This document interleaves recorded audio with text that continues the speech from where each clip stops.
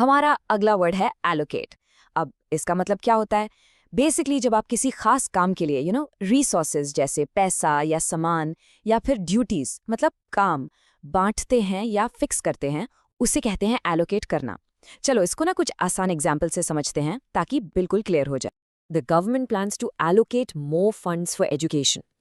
तो इसका मतलब क्या हुआ? सिंपल है कि सरकार जो है वो एजुकेशन के लिए यानी पढ़ाई लिखाई के लिए और भी ज्यादा पैसा अलग से रखने का प्लान कर रही है। तो देखा, यहाँ एलोकेट का यूज फंड्स को एक स्पेशल पर्पस के लिए बांटने या अलग करने के लिए हुआ है। एक और एग्जाम्पल देखते हैं।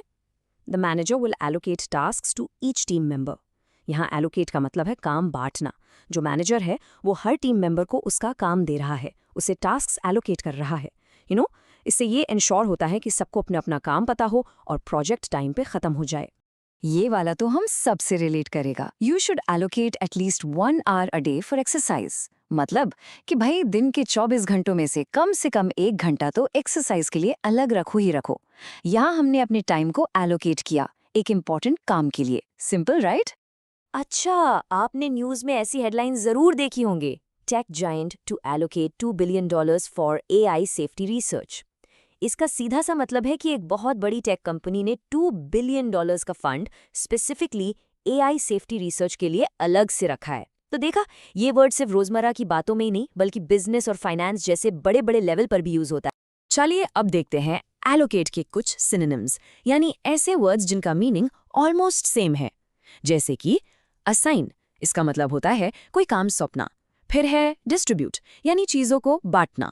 और एक और इंटरेस्टिंग वर्ड है ईयरमार्क, जिसका मतलब है किसी खास चीज के लिए पैसा या रिसोर्स पहले से ही अलग करके रख देना।